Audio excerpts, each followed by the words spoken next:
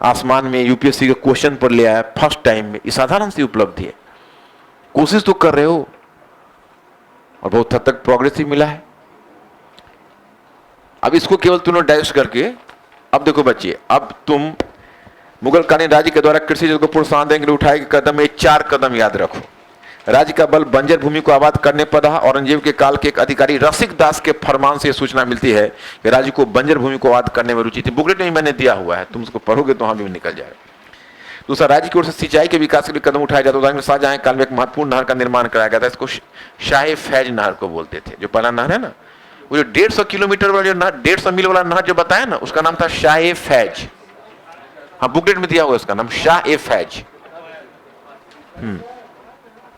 और उसमें अब तुम सिंचाई में चाहो तो अपना लेंथ देख लेना, बढ़ा लेना, लेकिन तुम्हारे पास टाइम कहां मिलेगा? उतना समय तो तुमने लगभग 70-80 शब्द तो खर्च कर दिए। अगर मान लो ऊपर तुम इंट्रोडक्शन में 50 शब्द भी लेते हो तो तुम्हारे पास विकल्प तो 150 शब्द कहीं। तो नीचे में इस 5 में जितना इलेबोरेट कर सकते हो, सिंचाई तुम अलग से भी जान ही रहे हो, बढ़ा लेना या छोटा कर लेना, जैसा भी हो। और मुगल शासकों को बागवानी खेती में रुचि थी। उनके द्वारा फलों के बाग लगवाए जाते जिनसे उनको आमदनी प्राप्त होती। और मुगल शासकों ने नगद में भूराज की वसूली पर बल दिया। यह भी एक कारण था कि ग्रामीण क्षेत्र में नकदी फसलों की खेती को प्रोत्साहन मिला। कैसे? तो नगद में अगर आप राजस्व लेना चाहोगे तो किसान बेचारा कहां से, वो अगर गेहूं और वो मोटे अनाज बेच के अगर चाहेगा कि मैं राज्य को मैं भूराज चुकता करूं, तो थोड़ा सा चप्पल तो नीचे खोल। हाँ, तो अगर वह यह कोशिश करेगा कि मैं इस भू राजस्व को चुकता करूं, तो फिर उसके सामने समस्या आई कि मोटे अनाज को बेच के आप कितना चुकता कर सकते हो? आपको नगद फसलें चाहिए और नगद फसलों में बिक्री आपको ज्यादा होगी। तो ये हो गया। अब बच्चे थोड़ा सा ग्रामीण संरचना पर निगाह डालो। तो जैसे आज ग्रामीण संरचना में एक स्तर नहीं है, उसी प्रकार उस काल में भी ग्रामीण संरचना में कई स्तर थे। जैसे जमींदार है ना, तो जमींदार में बच्चे 2 स्तर थे, इसलिए कंफ्यूजन में, तो ये बोर्ड ही काम नहीं कर रहा है। लेकिन जो जमींदार होता, अच्छा क्या मैं इस डायग्राम तुम लोगों को छपा के लाया, नहीं तो आज हम लोगों को दिक्कत हो जाती। जमींदार जो ऊपर तुम देख रहे हो ना, उसमें 2 तरह के जमींदार हैं। एक है द्वितीयक जमींदार और दूसरा है प्राथमिक जमींदार। तो एक एरो ऊपर बना लोगे, जैसा जहां जमींदार में खाली छूटा हुआ है ना, वहां सबसे ऊपर लिख देना द्वितीयक जमींदार, और उसके नीचे हायरार्की बना लेना प्राथमिक जमींदार। ऊपर द्वितीयक और उसके नीचे प्राथमिक। जैसे ऊपर जिस तरह हायरार्की नीचे बनी हुई ना, उसी प्रकार से हायरार्की बना लो। द्वितीयक जमींदार और नीचे प्राथमिक जमींदार। हो गया क्या? पहला ऊपर लिखो द्वितीयक जमींदार और नीचे लिखो प्राथमिक जमींदार। हो गया? कहां दिमाग लगा रहे हो? अरे ऊपर से नीचे तक खुद कास्ट, पाही कास्ट, मुजारियान देख रहे हो ना। जमींदार के बाद कॉलम खाली है ना, द्वितीयक लिख सकते हो ना ऊपर, उसके नीचे एक नीचे एरो देके प्राथमिक जमींदार लिख सकते हो। इतना ही तो है, इसी में तुम लोग इधर उधर भटक रहे हो। हो गया? अब देखो, मैं आपको बताना चाहता हूं कि द्वितीयक जमींदार वे होते थे जो केवल राजस्व की वसूली करते थे, वो खेती नहीं करते थे। द्वितीयक जमींदार वो होते थे जो राजस्व की वसूली करते थे और खेती नहीं करते थे। और प्राथमिक जमींदार वे होते थे जो खेती भी करते थे और राजस्व की वसूली भी करते थे। उनको खुद कास्ट कहा जाता था। तो खुद कास्ट ऑलरेडी मैं हायरार्की में दिया हुआ हूं जमींदार के नीचे। खुद कास्ट देख रहे हो तुम लोग? तो खुद कास्ट से ही प्राथमिक जमींदार की श्रेणी में जाते थे। जो प्राथमिक जमींदार की श्रेणी में जाते थे वो खुद कास्ट की श्रेणी में से ही जाते थे, प्राथमिक जमींदार की श्रेणी में। जैसे वो ऊपर द्वितीयक जमींदार है, तो द्वितीयक जमींदार के नीचे प्राथमिक जमींदार था, और द्वितीयक जमींदार है प्राथमिक जमींदार के ऊपर था, तो खुद कास्ट की श्रेणी में से प्राथमिक जमींदार खुद कास्ट की श्रेणी से ही जाते थे, जो खुद खेती भी करते थे और वो भूमि के स्वामी भी होते थे। तो नीचे मैंने लिटरेचर में आपको दिया है। अब नीचे हायरार्की तुम देख लो। नीचे हायरार्की क्या है कि जो सबसे सबल, जैसे आज गांव में मैं पूछूं कि भाई कितने लैंड होल्डर्स है, तो आप पाओगे कि 30% पॉपुलेशन या मैक्सिमम 40% पॉपुलेशन लैंड होल्डर होगा। उसमें पूछूंगा कि 5 एकड़ से ज्यादा लैंड वाले तुम्हारे गांव में कितने हैं, अगर तुम अच्छे क्षेत्र से आ रहे होगे तो पता चलेगा कि गांव के 2% किसान 5 एकड़ से ऊपर वाले में है, बाकी सब 5 एकड़ से नीचे वाले में। इसलिए इंडिया में ऑटोमेटिक सीलिंग लगता जा रहा है। तो ये जो हुई है, इसका कारण है कि पहले जो धनी लोग थे वो बड़े लैंड होल्डर्स हुआ करते थे, मतलब सॉरी, जो उच्च जाति के लोग थे, जैसे आपके राजपूत, भूमिहार ब्राह्मण, उसी प्रकार से, और मध्यवर्ती जाति में ग्वाला और कुर्मी। लेकिन जो नीचे जो आपकी जातियां हैं, जिसको निम्न जाति कहते हो, जिनको अछूत की श्रेणी हुई थे, अब उन लोगों को भूमि पर नियंत्रण ही नहीं दिया जाता था। आप जो देखो मंडल कमीशन में जो सामाजिक पिछड़ेपन को जो महत्व दिया है, क्योंकि इंडिया में सामाजिक पिछड़ेपन आर्थिक पिछड़ेपन का भी कारण रहा है। जो पूरे मध्यकाल में देखोगे तो उच्च जॉब मिलता था, वो कुलीन के परिवार के लोगों के मनसबदार का जॉब मिलता, और लैंड होल्डर्स जो होते थे उच्च जाति के लोग, खुद कास्ट उच्च जाति से आते थे। और खुद कास्ट के बाद तुम दूसरा देखते हो पाही कास्ट। पाही कास्ट निम्न जाति से आते थे। तो वो क्या करते थे, जैसे खुद कास्ट थे वो तो लैंड होल्डर्स भी थे, भूमि के स्वामी भी थे, और नीचे पढ़ोगे तो आपको दो तरह का किसान मिलेगा। जैसे खुद कास्ट में तुम यहाँ पर देख रहे हो तो तुमको खुद कास्ट का स्तर बताते हैं कि नाम उनके अलग अलग थे। उन नाम को थोड़ा याद करना, एक दो नाम है। जैसे खुद कास्ट की श्रेणी में उत्तर भारत में घरहुल, जैसे उत्तर भारत में उनको खुद कास्ट बोलते थे, और राजस्थान में उन्हीं को घरहुल बोलते थे। कोई राजस्थान वाले हो, अभी भी घरहुल है क्या वहां नाम है? घरहुल का यूज होता है वहां पर राजस्थान में? नहीं। हाँ, क्या कोई कुछ पूछ रहा था? किधर से? हाँ बोलिए।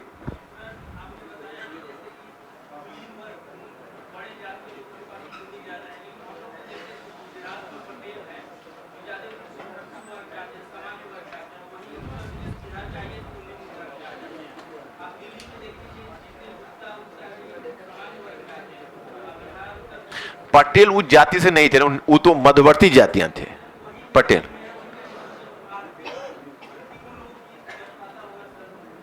नहीं, वो तो देखो बाद में जाति का जो कंफ्यूजन हुआ, तो इसलिए तुम देखते हो कि जाति जो मंडल आयोग है ये स्टेट वाइज निर्धारण है ना। यूपी का गुप्ता है वो जनरल है, और बिहार का जो गुप्ता है ओबीसी में है। तो एक ही जाति को अलग अलग राज्य में, इसलिए तो राज्य के आधार पर मंडल कमीशन में है। एक ही जाति के अलग अलग राज्य में उनका मंडल में ओबीसी में है, किसी में ओबीसी में नहीं है। तो ये तो इसीलिए किया गया है ना कि अलग अलग राज्य में अलग अलग स्टेटस हो गया ना। तो अब देखिए, तो हम गौर कीजिए, तो खुद कास्ट में राजस्थान में कहलाएगा घरहुल, और महाराष्ट्र में कह रहा है मिरासदार, और इसको कहते हैं जैसे रियायती नाम था, इसको रियासती हो गया, इसको रियायती किसान करो। रियायत, हाँ, रियासती की जगह रियायती कर दो। रियायती किसान इसको क्यों कहा जाता था जानते हो? तो इतना मिडिवल सोसाइटी था, अनइक्वल था। जो जितना धनी था उसको कम कर देना, भूमि का स्वामी है उसको कम टैक्स देना। और दूसरा किसान है रैयती, जैसे मुजारियाना वगैरह उसमें होंगे। तो जो बेचारा जो निर्धन किसान है या सीमांत किसान है उसी को ज्यादा कर देना। तो एक को नाम दिया गया रियायती, दूसरे को नाम दिया गया रैयती। तो ऊपर के स्तर पर तुम देखते हो खुद है राजस्थान में घरहुल है, महाराष्ट्र में मिरासदार है। 3-3 बार अपने मन में याद नाम करो, हो गया। उसको देख के क्या याद करो, बिना देखे याद करो, हो गया। तो ये भूमि के स्वामी होते थे रैयती, ये रियायती किसान होते थे, उच्च जाति से आते थे, इनकी स्थिति मजबूत थी, इनको भूमि पर स्वामित्व भी था। और दूसरा आता है जिसको कहते हो पाही कास्ट। वो पाही कास्ट निम्न जाति से आते थे, और नीचे लिटरेचर में लिखा हुआ है, पढ़ोगे तो मिल जाएगा। तो निम्न जाति से आते थे, और वो क्या करते थे कि वह दूसरे के खेत में, दूसरे गांव में जाके बटाई करते थे। क्योंकि उस समय मध्यकाल के समाज का, इसमें सतीश चंद्रा ने भी कहा है कि इसलिए जागीरदारी संकट का एक कारण था कि भारत में एक बहुत बड़े मात्रा में गैर आबाद भूमि बची हुई थी। अगर निम्न जाति को केवल छूट दे दी जाती कि भाई आप आबाद करिए और भूमि का स्वामित्व आपको मिल जाएगा, तो फिर भारत का एक बहुत बड़ा क्षेत्र आबाद हो जाता, जिससे इंडिया में समृद्धि आती, यानी ह्यूमन कैपिटल का डेवलपमेंट होता, और इससे प्राकृतिक संसाधन का उपयोग होता। लेकिन जाति व्यवस्था इतनी कठोर रखी गई कि उच्च जाति के लोगों ने निम्न जाति के लोगों को स्वामित्व नहीं दिया, क्योंकि उनके अपने मजदूर, जैसे आप मान लो उच्च जाति के लोग तो 1000 बीघे जमीन थे, तो सब तो नहीं जोत सकते थे, तो 500 बीघे दे दिए पाही कास्ट को बटाई पर जोतने के लिए, लेकिन स्वामित्व अपने पास रखा। तो पाही कास्ट वैसे निम्न वर्गीय किसान होते था। उसके नीचे आते हैं मुजारियान। अब उत्तर भारत में कहते थे मुजारियान, राजस्थान में कहते थे पालती, और महाराष्ट्र में कहते थे कुनवी। तीनों का नाम मन में 3 बार बोलो बिना देखे हुए, कहां नीचे नजर डाल ले। हाँ, बस याद ही हो गया। और सबके नीचे था कृषक मजदूर। अब एक बार हायरार्की याद कर लो, ऊपर जमींदार, उनके नीचे खुद कास्ट, पाही कास्ट, मुजारियान, कृषक मजदूर। याद ही हो गया। अब केवल तुम खुद कास्ट का स्टेट वाइज नाम, क्षेत्र वाइज नाम बता दो। ओके, अब तुम मुजारियान का नाम बता दो क्षेत्रवाद। याद हो गया।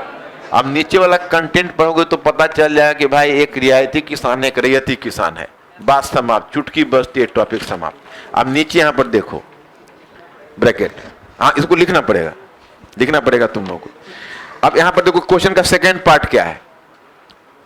मुगल काल में ग्रामीण संरचना एवं ग्रामीण संबंधों पर प्रभाव।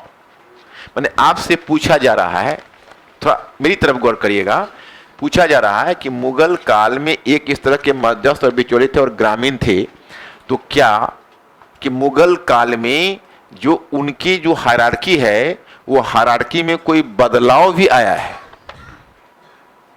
मतलब मैं क्वेश्चन स्पष्ट करता हूं, सॉरी क्वेश्चन आपका क्लियर शायद नहीं हुआ। क्वेश्चन ये है कि जैसे ग्रामीण संरचना तो पहले से ही चली आ रही थी, मुगल तो पैदा नहीं किए होंगे, तो आपसे पूछा जाए कि मुगल काल में ग्रामीण संरचना और संबंधों पर प्रकाश डालिए, क्या मुगलों के अधीन राज्य ने ग्रामीण संबंधों पर कुछ प्रभाव डाला, या मुगलों के अधीन राज्य ने ग्रामीण संरचना पर क्या प्रभाव डाला? तो क्या मानोगे, प्रभाव डाला या नहीं डाला? डाला। अब बिना मैटर देखे हुए सुनो, पढ़ना बंद करो। हाँ नहीं ठीक है। तो अब बिना मैटर पढ़े हुए, जिसको लोग कहते हैं कॉन्सेप्ट, बिना पढ़े हुए जवाब दो तो क्या लगता है कि क्या डाला होगा? देखो याद रहने का मैं एक साधारण तरीका बता दो। तुम्हारा दिमाग एकदम समतल होता है, दिमाग से पहले सोचे नहीं होते हो, तो तुम पढ़ते हो तो तुम्हारा दिमाग उसमें उस सांचे में नहीं ले पाता है उस चीज को। पहले इसको पढ़ने में ना अगर थोड़ा सोच लोगे कि यार क्या परिवर्तन लाया होगा, तो एक दिमाग में आता है। जैसे मैं सोचता हूं तुम्हारे साथ, तुम अगर इस तरह सोचो कि भाई राज्य की कोशिश रही कि अधिक से अधिक हम भूमि की माप करवा दें, तो भूमि की माप करवाने में राजस्व अधिकारी उन क्षेत्रों में गए, उन क्षेत्र का लेखा जोखा किया, तो गांव की एकांतिकता तो भंग हुई, गांव के मामले में हस्तक्षेप हुआ, राज्य के अधिकारियों ने काम किया। और जब भूमि की माप करवाई होगी तो जमींदारों के अधिकार सीमित हुए होंगे ना। तो एक फैक्टर ये हो रहा है। दूसरा फैक्टर फिर सोचते हो तो लगता है कि मुगल शासकों ने नगद में राजस्व लेने पर विशेष जोर भी दिया था क्या? तो नगद में राजस्व लेने पर जोर दिया, तो इसका मतलब है कि नगदी फसलों, और उसी समय तुमको नगदी फसलों का भी, नई नगदी फसलों का आगमन हुआ है, तो किसानों ने नगदी फसलों को अपनाया। तो क्या गांव में नगदी फसल की खेती होती है तो व्यापारी लोगों का भी आवाजाही होता है क्या? तो व्यापारी लोग जाओगे तो गांव में मुद्रा का प्रवेश होगा। अच्छा, मुद्रा का प्रवेश होता है तो धनी धनी और गरीब भी होते हैं क्या? और जब गांव में मुद्रा का प्रवेश ज्यादा होगा तो क्या कृषक मजदूरी में भी वृद्धि होती है?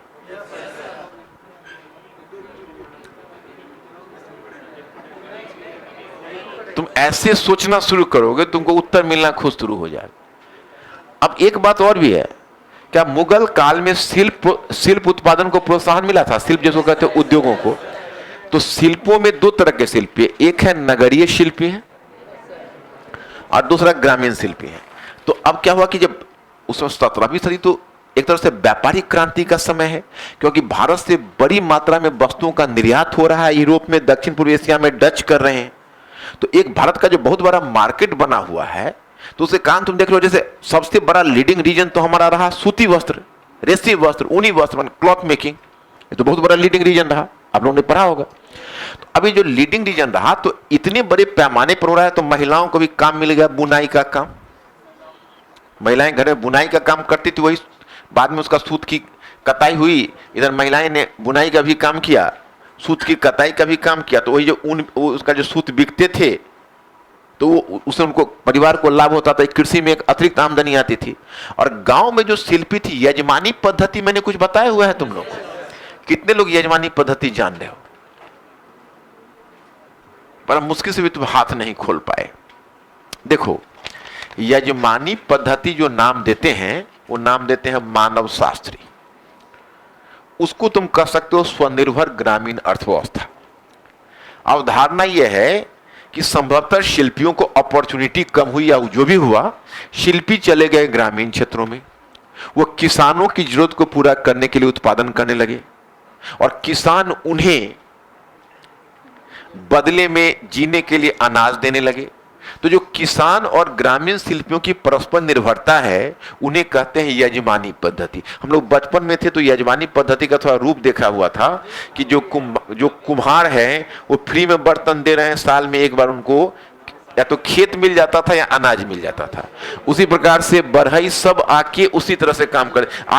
आज भी विवाह के अवसर पर देखोगे तो कुछ उनका रिचुअल्स होता है, विभिन्न क्षेत्रों में देखते होगे तो ये जो चीज होती है, ये इसको बोलते थे यजमानी पद्धति। तो यजमानी पद्धति में ग्रामीण शिल्पी को नगद तो मिलता नहीं था, उनको मिलता था अनाज। लेकिन अब जब बड़े पैमाने पर शिल्प का उत्पादन होने लगा तो वो जो उत्पादक है, व्यापारी, उनको भी जरूरत पड़ी। थोड़ा भी इधर उधर निगाह मत दो, तो उनको भी जरूरत पड़ी तो ग्रामीण शिल्पी यजमानी वाले को भी खींचा, तो यजमानी वाले को खींचा तो ग्रामीण शिल्पी भी लग गए शिल्प उत्पादन में। तो ग्रामीण शिल्पी अगर उत्पादन में लग गए तो उनको नगद में तो तनख्वाह मिलना, उनको क्या कहो, दिहाड़ी मिलना शुरू हुआ। तो नगद में दिहाड़ी जब गांव में जाएगी, उधर व्यापारी जा रहे हैं, नगदी फसल हो रही है, दिहाड़ी मिल रही है, तो क्या ये जो गांव में मुद्रा का प्रवेश होगा और नए नए शिल्प के अवसर बढ़ेंगे? तो तुम जानते हो कि भारतीय परंपरा में शिल्प और जाति के बीच संबंध भी था क्या? लेकिन जब नए नए अवसर होंगे, जब नए आर्थिक अवसर होते हैं तो जाति के बैरियर को कोई मानता है? पता चलता है कि तथाकथित निम्न जाति के लोग अगरबत्ती बेच रहे हैं और जो ब्राह्मण है वो चमड़े का जूता सी रहे। तो गांव में जब इतना सारा मुद्रा का प्रवेश होगा तो क्या जाति व्यवस्था हिलेगी भी थोड़ी, माने जाति व्यवस्था भी प्रभावित होगा। अब तुम अगर परीक्षा भवन में हो और इतनी बातें मन से सोच कर निकल जाए तो तुम्हें कोई डिफीट कर सकता? तो फिर सोच के क्यों नहीं निकालते? इसको सोच के फिर उत्तर के फॉर्म में धीरे धीरे डालने की कोशिश करो। अब यहां पर हमने पॉइंट दे दिया है, ये पॉइंट तुम पढ़ोगे अब तुमको याद रहेगा, नहीं तो याद नहीं रहेगा, है ना। अब एक प्रश्न तुम्हारा बनता है, तुम लोग का क्या सीन है? आज समय में क्लास है?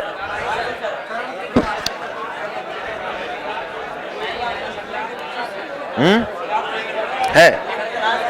अरे भाई, इसमें कितने लोगों को क्लास है? 12 बजे है ना? थोड़ी देर इन्वॉल्व कर सकते।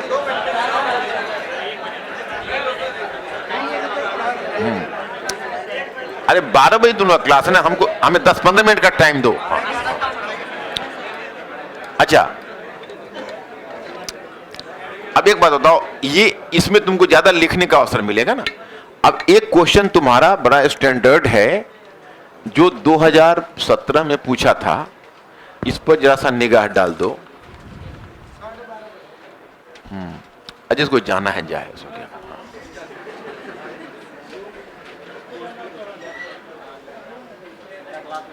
कहां जाओगे? कहीं भी जाओगे शांति कहां मिलेगी?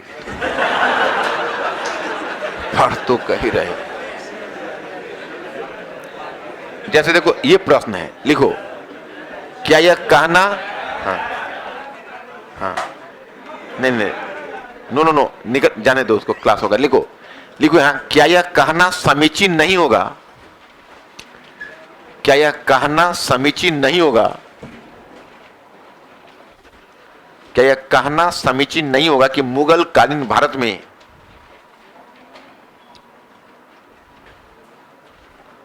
ग्रामीण अर्थव्यवस्था अपेक्षाकृत आत्मनिर्भर थी? क्या यह कहना समीचीन नहीं होगा? समीचीन मतलब उचित होता है, और समीचीन में दिक्कत है तो उचित कर दो। तुम लोगों के पास इतना शब्दकोश कम है। ये यूपीएससी का क्वेश्चन है, मैंने समीचीन नहीं दिया है।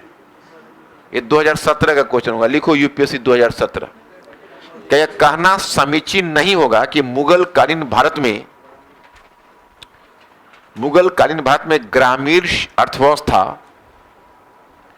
ग्रामीण अर्थव्यवस्था अपेक्षाकृत आत्मनिर्भर थी।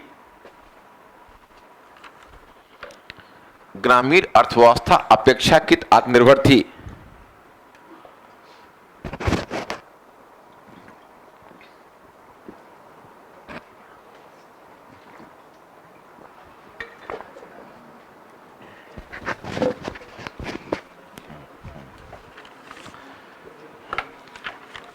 ग्रामीण अर्थव्यवस्था अपेक्षाकृत आत्मनिर्भर थी। प्रश्नवाचक चिन्ह डालो। क्या करोगे इसमें? ये मैनेज होगा? कितने लोगों को लगता है मैनेज हो जाएगा? क्या बोल रहे हो? होगा? अब देखो इसमें बताता हूं, इसका क्लू दे देता हूं, उसी पर हो जाएगा तुम्हारा। लिखिए, हाँ लिखिए कि हाँ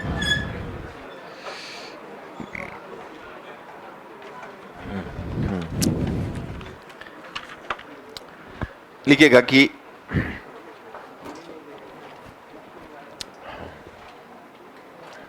हाँ हाँ हाँ लिखिए मुगलों से पूर्व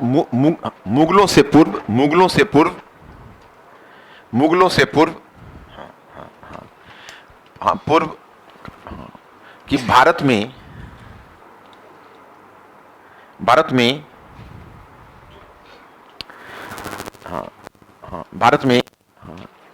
एक ग्रामीण संरचना स्थापित थी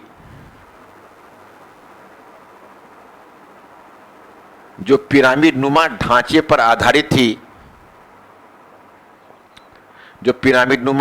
पर आधारित थी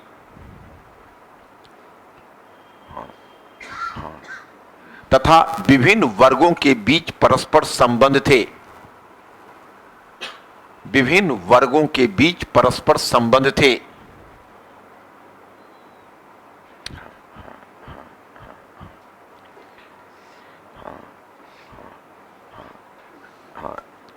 संबंध थे। हाँ लिखिए, हाँ लिखिएगा। हाँ